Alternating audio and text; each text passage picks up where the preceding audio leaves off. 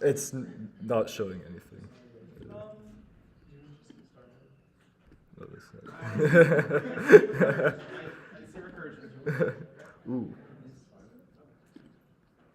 Okay, well, it's technically streaming right now. I don't know if it's showing anything. If someone wants to check, yeah. Here's a live feed. Oh, cool, you can see my face. Uh, I'm gonna assume it's working. All right, cool. Bet. All right. Hello, everybody. Today I'm gonna talk about man-in-the-middle attacks. Does anyone know what a man-in-the-middle attack is to start with? Bet. What is it? It's when some communication is going from a sender to a receiver, and in the middle, the communication is hijacked in some way. Exactly. Perfect. So, this is a really fancy, cool diagram of a man-in-the-middle attack. Oh my god, I need my speaker notes. Where'd my speaker notes go? I'm prepared, y'all. Don't worry about this. One sec. Thank you. Thank you. All right. We're gonna... Give me like 2 seconds as I take pictures of every single slide and take my speaker notes. Cool. Anyone else have anything other that a man-in-the-middle attack is known for? Anyone know any types of man-in-the-middle attacks? Cool. All right. There are web-based ones, but even like a complicated business compromise would be a man. Very true. Yeah, there are a lot of ways to get in the middle. Thank you so much, Elliot. All right. Cool. Yes, there are web-based man-in-the-middle attacks. In this talk, I'm going to be focusing more on not really, web-based tends to sort of get into like phishing sometimes. I'm not going to focus on that too much. I'm going to focus more on the technical aspect. But yes, there are a lot of different types of man-in-the-middle attacks. In general, a man-in-the-middle attack is when an attacker positions themselves in between the victim and the server or router and can read or alter that data. So in this snazzy diagram, there is a user in the web application and the attacker goes in between them. So data will be sent, that should be sent directly to the web application, will first go through the perpetrator, and that is the man in the middle. Man-in-the-middle attacks are built on the idea of active sniffing as opposed to passive sniffing. Sniffing is basically just eavesdropping and looking at data you aren't supposed to. So obviously the perpetrator should not be looking at the user data, but in this case they are. And there are two different types, active and passive. Active sniffing is where the attacker directly interacts with the victim. They modify the data that the victim has on their machine, while passive sniffing is more just like going in on the network and hearing what's going on. Like it's publicly available data pretty much. So Wireshark is commonly used for, they're both, but if you just like start sniffing on Wireshark, you're doing what's called passive sniffing, where you're just seeing what data is available to you. And that only works in certain situations, which is why we have man-in-the-middle attacks when we want to do more crazy stuff. Cool. Okay, before we can get into the cool stuff, we have to understand basic networking and how this works. So this right here is an example of a basic LAN or local area network. You have a router that's responsible for getting your data into the internet. You have each host has a default gateway. The default gateway is basically just the IP address of the router. So each host knows when they want to send something to the internet, you're going to look at that IP address as the default gateway and send it there, and it'll go to the router, and the router will forward it to the internet. We also have a switch, which is responsible for all the traffic that's going in between the LAN, so all these computers right here, but not the internet. And we'll talk more about what the difference between LAN-bound and internet-bound traffic looks like on some later slides, but this is essentially a very basic local area network and how that might look. The attacks we're going to be focusing on in this talk are focused on just the inter-LAN stuff. We're not going to be focusing on the internet too much, but it's still useful to know. There's also a couple things we need to know about switches versus hubs. So switches will only send, if say computer A wants to send something to computer B, the switch will just get it and send it directly to computer B, while the hub, which is like sort of switch-esque, will send it to everyone. And that's sort of where the difference between active and passive sniffing comes in, is that if we have a hub, we can just boot up Wireshark in any of those computers and like see everything that's going on. But man in the middle is circumventing that, and even though it's being sent directly to one computer, we're gonna look at it anyway, even though it's not even supposed to be going to us in the first place. I think that's everything I had to say on this slide. Cool. I feel so fancy having like two computers and I click like both next arrows at once. All right, here we go. The OSI model. So the OSI model, have you all heard of the OSI model? Raise your hand if you have. Cool, yes. Most people, once you're sufficiently into the CS program here, will learn about the OSI model or the TCP/IP model. And it's OSI stands for Open Systems Interconnection. And it's basically just a diagram of how packets are sent over a network. Each layer represents additional information that's being appended to data as it's sent over the network. So you start with the application layer, which is focused on, or the application, I'm gonna bundle application, presentation, and session together, because like, low-key, like the difference doesn't matter for this. The application and presentation and session layers just generate your data. They request connection to the internet or other computers. And an example of this is HTTP, right? So when you visit a website, that's all application, presentation, session stuff, very high level oriented towards the user. Then you have the transport layer. This actually establishes connections between machines. It will split your data into packets, and it will optionally ensure that packets arrive at their destination. For example, if you're using TCP. So TCP and UDP, y'all have probably heard of that as well, just a couple of protocols that work on the transport layer. The network layer, this is where we get into like actually more important stuff, is responsible for sending packets and routing over a network. So this is where IP happens. So when you have an IP address, it's operating on the network layer and making sure that a packet can go from your network all the way over the internet to somewhere else. And then finally, we have the data link layer. The data link layer sends packets it focuses just between two devices for the most part, as opposed to the overall routing that the network layer is focused on. And this is where MAC addresses come into play. And MAC addresses are gonna play a very big role in what we're gonna be doing today with man-in-the-middle attacks. And then finally, you have the physical layer. This is like the wires and electricity and stuff. That's like the magic that I don't understand and doesn't really matter for this. So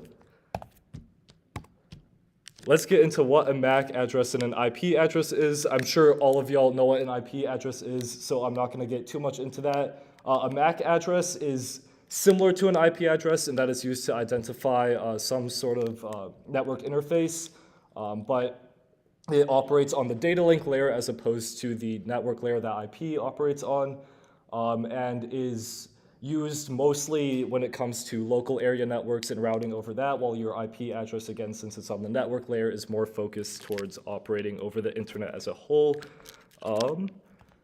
And MAC stands for Media Access Control, in case you were curious. I will never say Media Access Control again, I'll just say MAC, but in case you wanted to know, that's what it stands for.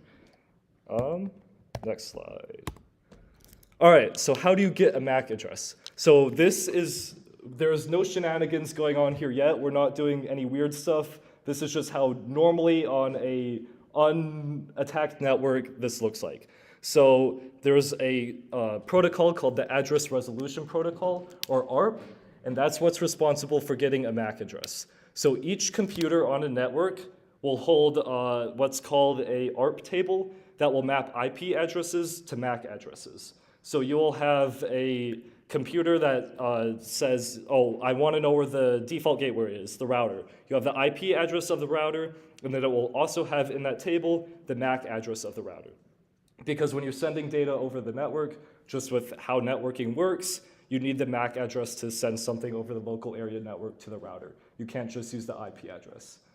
So that's the whole point of the ARP table. You know that IP address, you want the MAC address, you look at the ARP table. But what if your ARP table doesn't have the MAC address already mapped to it? That's where we send ARP requests. So when a MAC address is unknown, a host will send out an ARP request broadcast. So host A needs the ARP or the MAC address for host B. So host A will send out a request saying, oh, everyone look in your ARP tables and tell me who has the MAC address of host B. And it's basing that off of host B's IP address. Host B is like, yo, I know my MAC address, so I'll tell you. And then host A will add it to its ARP table and know that in the future, any data that it wants to send to this IP address of host B, I can just look at my ARP table, get the associated MAC address with that, and send it to that MAC address. Let me look at my speaker notes and see if I missed anything.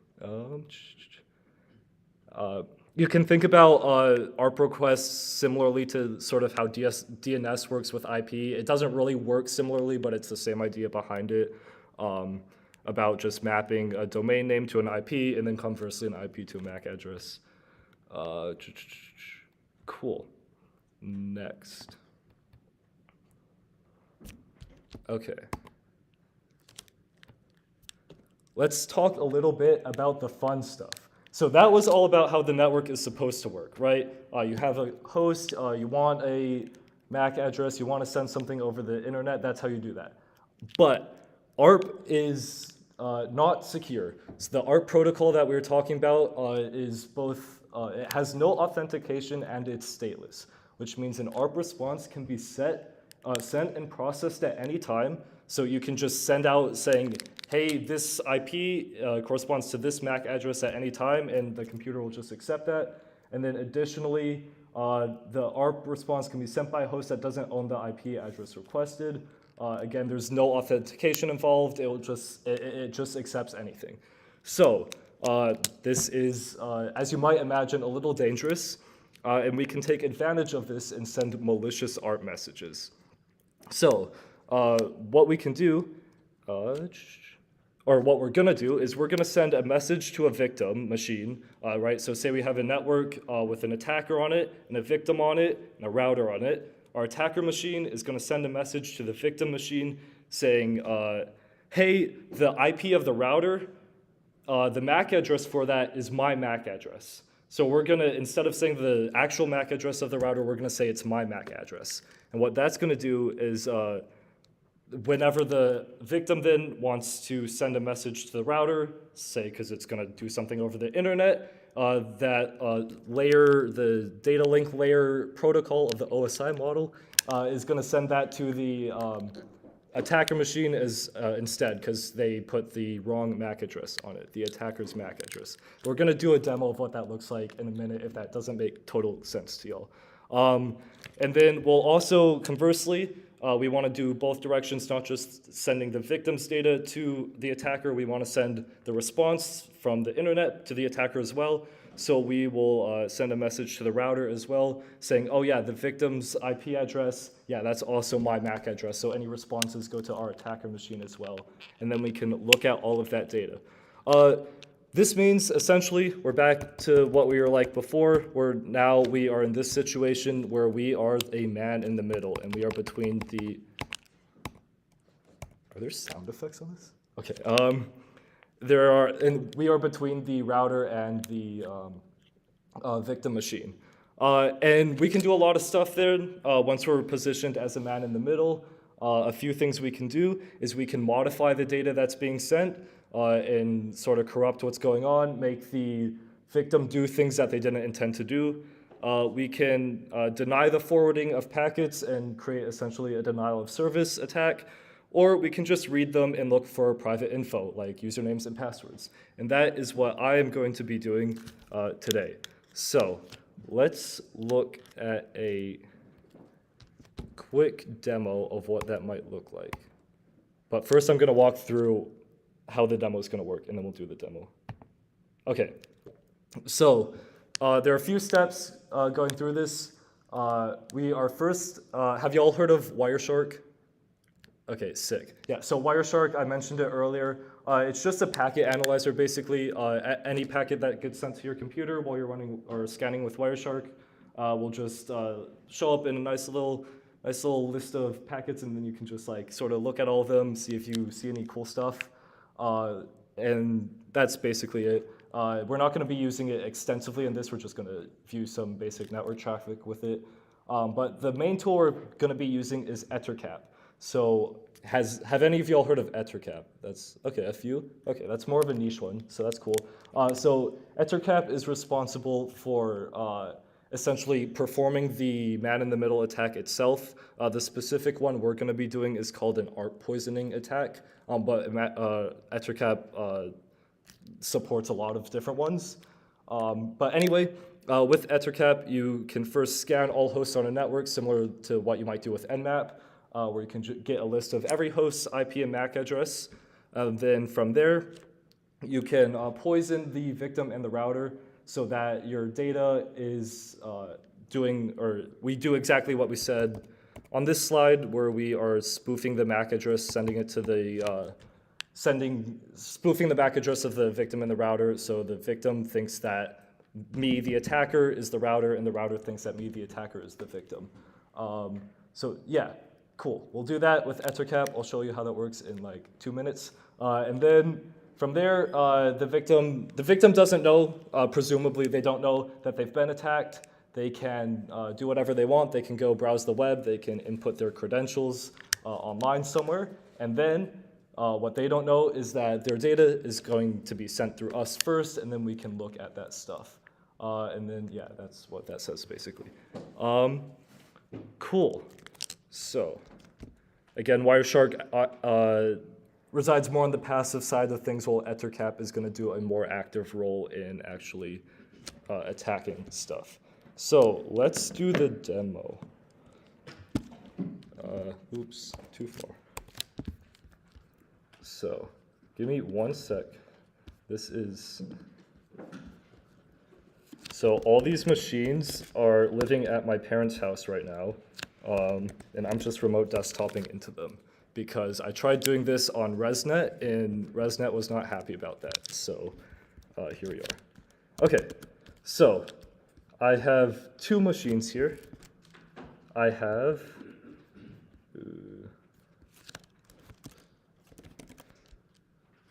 cool. Let me make this like not tiny, maybe. Never mind. We embrace the tiny.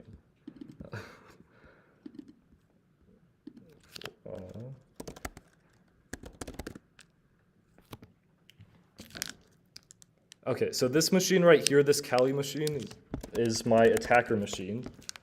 This one will be... Yo, what's my password?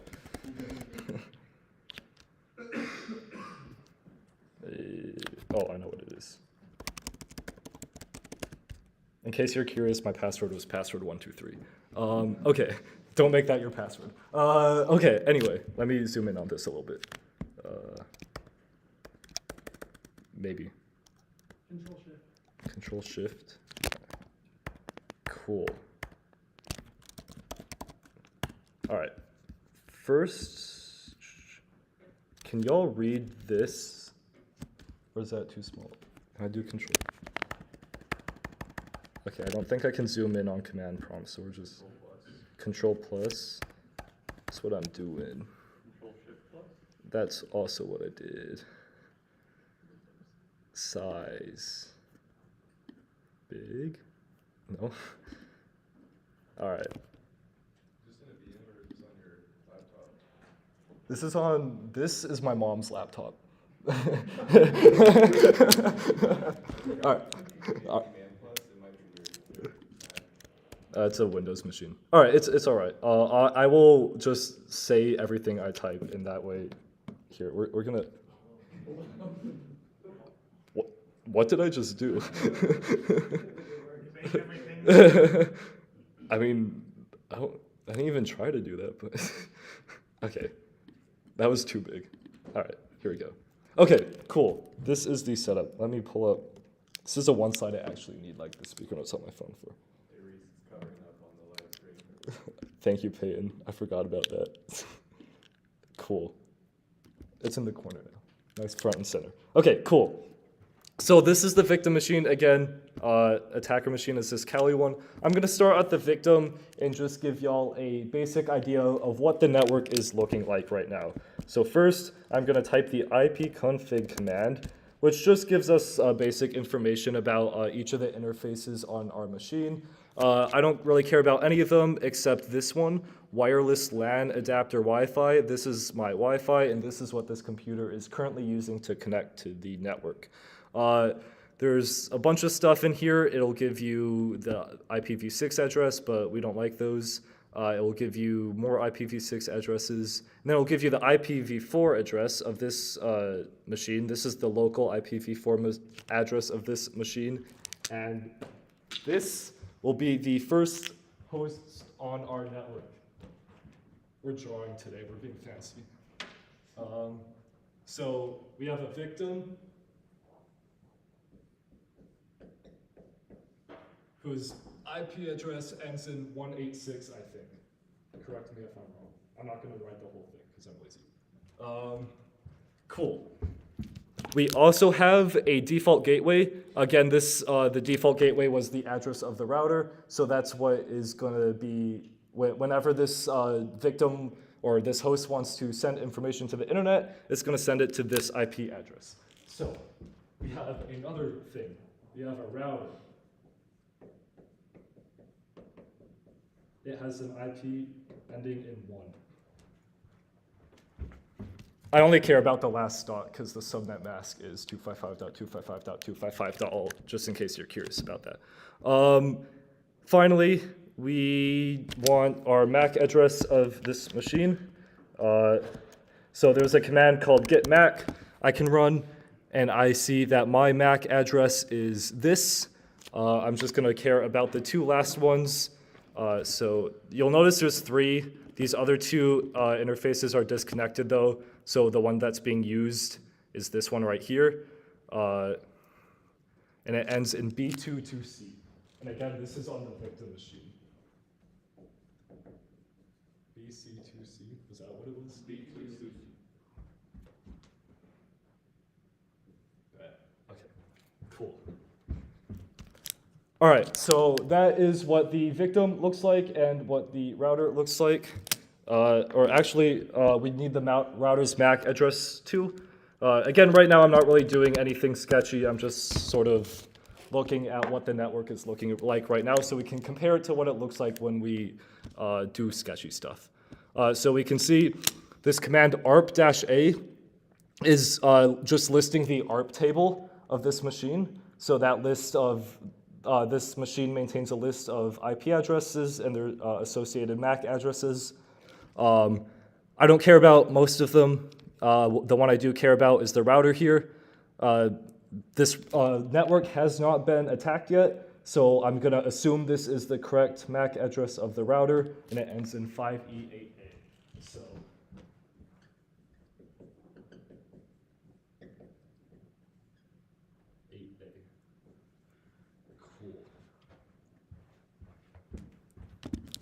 all right, so there's the victim and the router and their data. I promise, like, writing this on the board is going to make sense in like 5 minutes. It's not a waste of time.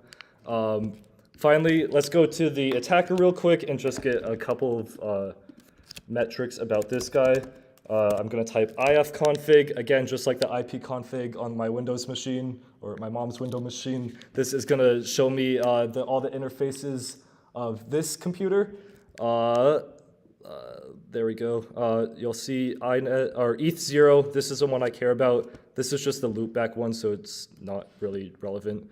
But ETH0 is what I'm connected through. I have an IPv4 address here, ending in 149. This is the last one. Attacker. What was the IP ending in again? 149. Bad. Okay, thank you. And finally, let me just get the MAC address of this guy. Where was it? Right here. Under this Ether, this is just the physical address, the MAC address of this Ethernet interface, which is 29A.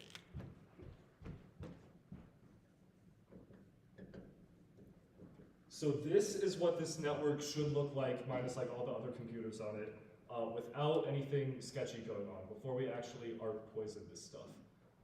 What we're gonna do is we're gonna get the attacker to change the ARP table of the victim and the router to point to this MAC address.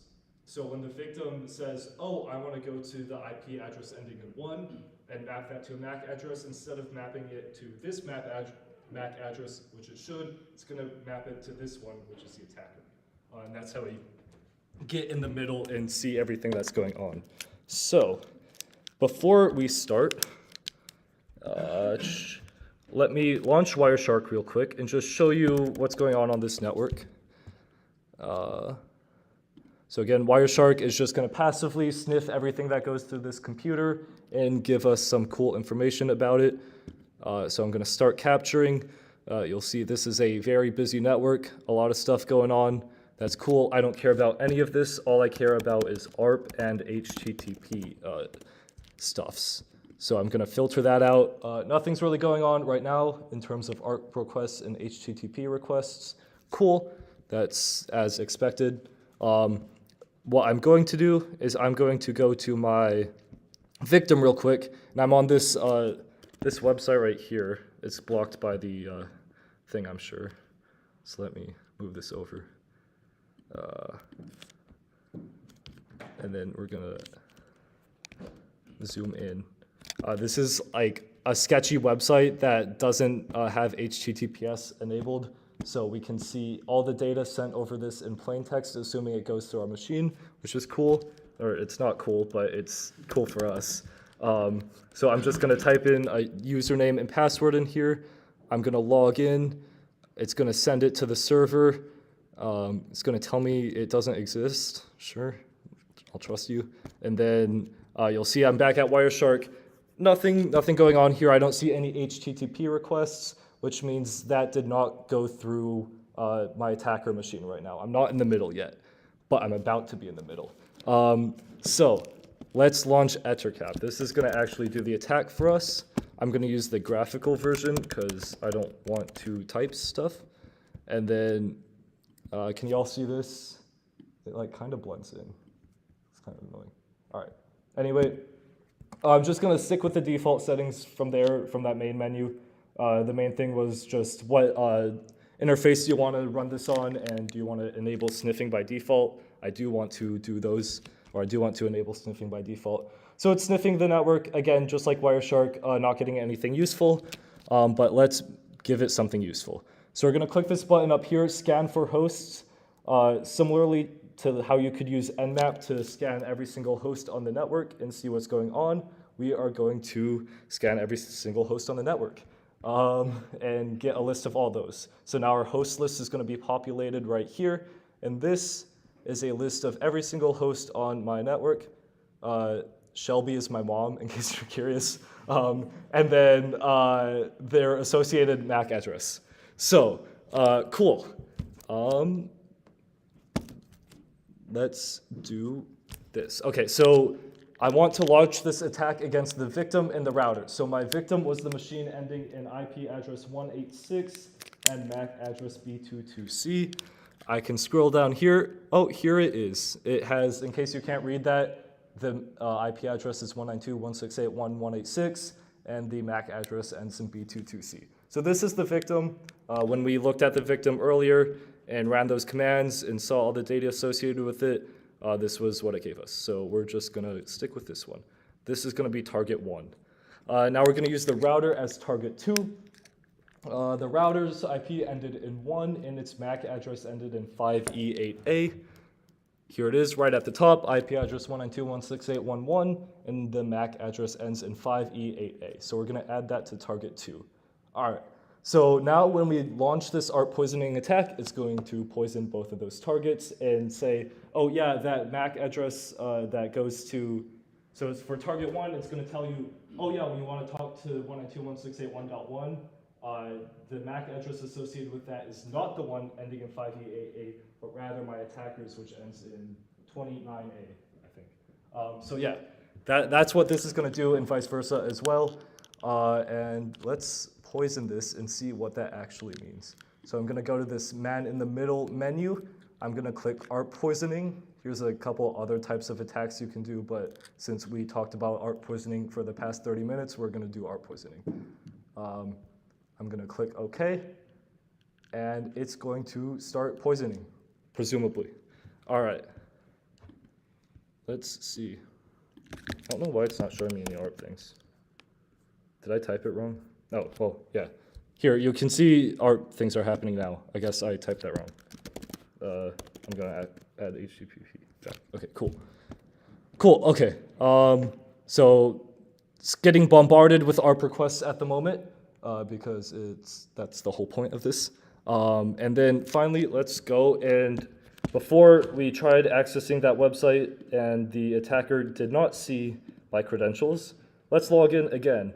Assuming I'm in the middle, that Wireshark sniffer on my attacker machine should be able to see this because this is being sent through my attacker machine before it's going to the router instead of going straight to the router. And yes, I see it. If I can scroll up fast enough. Okay, let's get rid of the ARP. There's too many. Okay, cool. Here we go. We can see we have this login, this post request to login. I know it's small. Let me see if I can make it bigger. View. Yeah, I don't know. Oh, zoom. Cool. See, like I click like Control Plus and it just does nothing. But here we go. Okay. Hopefully that's a little bit better. So we can see this post request that happened. And then we can look at the form. We see we have some HTML form data in there. And then, cool, our text username is user and our text password is pass. So this man in the middle attack just successfully got a username and password from this person, from this victim, from my mom that just tried to sign into this website right here. So that's pretty cool. We can intercept some data. That's fun. Let's just make sure this works, though, in case you weren't convinced already. See, we had this ARP table before when we ran ARP-A, and you can see the IP address for the router, 192.168.1.1, was mapped to this MAC address ending in 5E8A. Assuming we did everything right, it should now be mapped to something else. Yes, it is no longer mapped to 5E8A, like it was before. It is now mapped to 29A, and I'd be willing to bet that 29A is the address of our attacker. So cool. We've just essentially modified the ARP table of our victim and told him that, oh yeah, by the way, whenever you're sending data to 192.168.1.1, which is the router, that has the MAC address of our attacker. And since we're just on the local area network and we're going to be operating mostly on the data link layer, we can know it's going to send that data to this MAC address. So that's cool. Yeah, that's the gist of the attack. That's what that looks like. Essentially, we could go farther. We could modify some of this information before we forward it to the router. Right now, all we're doing, though, is just straight up getting it, reading it, and then pushing it back to the router. So the victim shouldn't know what's going on, but we can still see the data that they're sending. So that is that for the demo. Let me see. I had like notes of things to show. I think I showed everything, but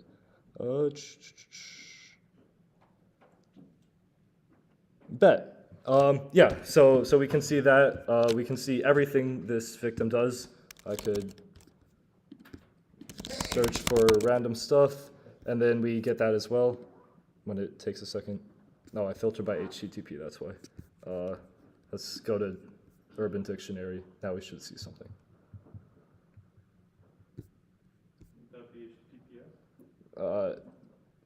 Yeah, you're right. You're right. But yeah, here we have a GET request for what I'm presuming is whatever I just clicked.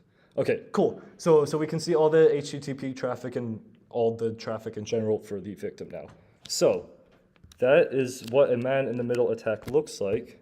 Let's go back to the slide, or let me stop this attack first before things get out of hand.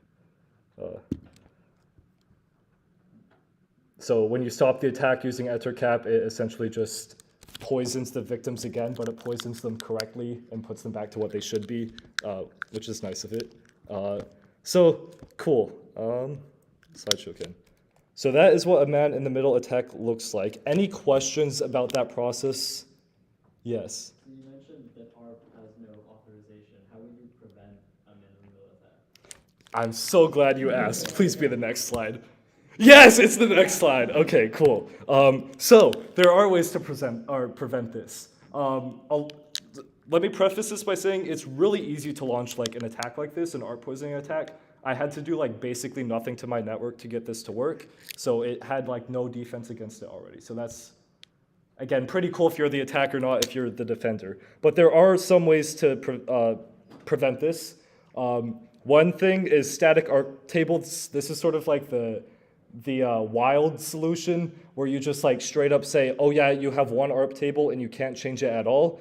And then every time you add a host or anything like that, you need to maintain that and just manually go in and say, oh yeah, edit all this stuff. So when you configure static ARP tables, you're really not using the ARP protocol too much anymore, and therefore the man-in-the-middle attacks don't really work because you can't change your ARP tables. You can't say, oh, the router's something new now, the router stays what it is. There's also a lot of business networks and corporate networks will have switches that have better security than the switch at my parents' house, and won't let you do this. It will like automatically like analyze your packets and say like, oh yeah, this looks a little sketchy. There's a lot of ARP requests going through, and this doesn't look good. I'm gonna start blocking some of those, and it can like limit how many are sent per second and stuff like that. Because when you're scanning all networks on the host with Ethercap, you'll notice it's really fun. This is sort of a tangent, but I tried this on my ResNet before I tried it on my local network, right? And there are a lot of hosts on ResNet. So like that took a long time, and I was just looking at Wireshark, and it was just a wall of ARP requests like going down. I accidentally at one point tried to poison every machine on ResNet, but I stopped it. I didn't actually do it, so we're good. But just a tangent there. I realize we're streaming, and like someone at UTD is gonna see this and be like, okay, cool. Physical security. ARP poisoning, this is a local network thing. So if you put a wall around your Wi-Fi router and you can't connect to the network, then you can't ARP poison the network. Also similarly, network isolation.